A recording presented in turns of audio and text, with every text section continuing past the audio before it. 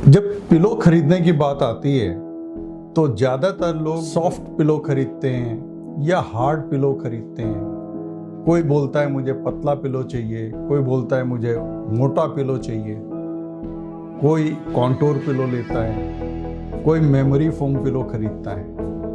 आपको मालूम है ये सारे तरीके, ये सारे थॉट्स गलत हैं और इनकी वजह से आप गलत पिलो खरीदते हैं और आपको neck, shoulder, upper back pain, cervical spondylosis जैसी प्रॉब्लम्स होती हैं। पिलो केवल आपको अपने गर्दन और शोल्डर के मेजरमेंट के हिसाब से खरीदना चाहिए।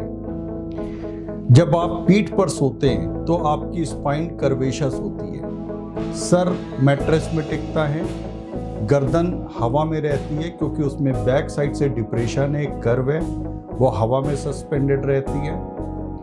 पीठ, अपर बैक मैट्रेस पे रेस्ट करती है और रेस्ट ऑफ द बॉडी आपकी मैट्रेस पे रेस्ट करती है।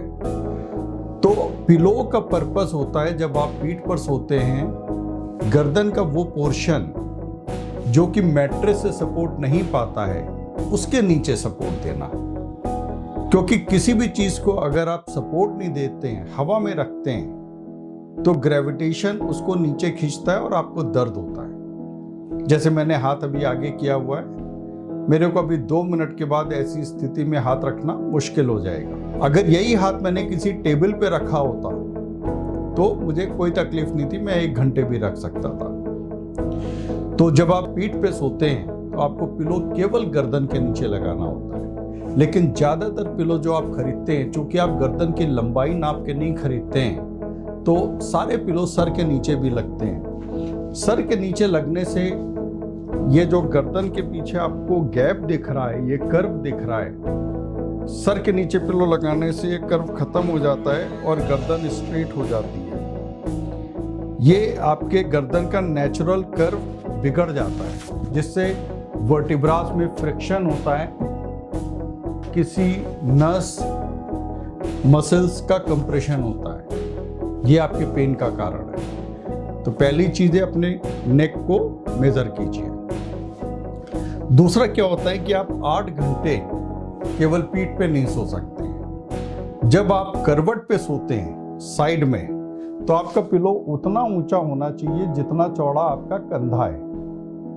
अगर आप पतला पिलो लगा रहे हैं, मान लीजिए मेरा कंधा 6 इंच चौड़ा है और मैं 2 इंच मोटा पिलो लगा रहा हूं, सर जब तक 4 इंच मुड़ेगा नहीं तब तक पिलो को टच नहीं करेगा, क्योंकि पिलो मैट्रेस से केवल 2 इंच ऊपर आ रही है। सर ऐसे मुड़ेगा।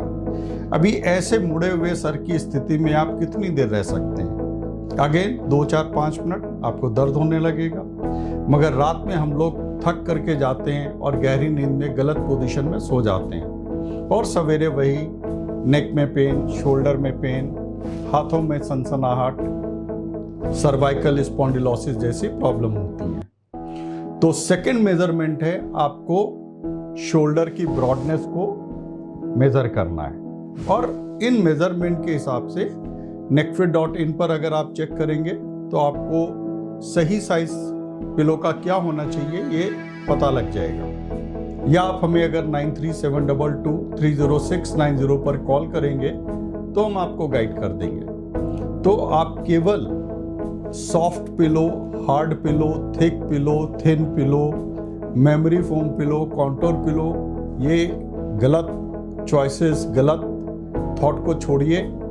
गर्दन और कंधे को मेजर कीजिए और अपने नाप के पिलो को इस्तेमाल करना शुरू कीजिए।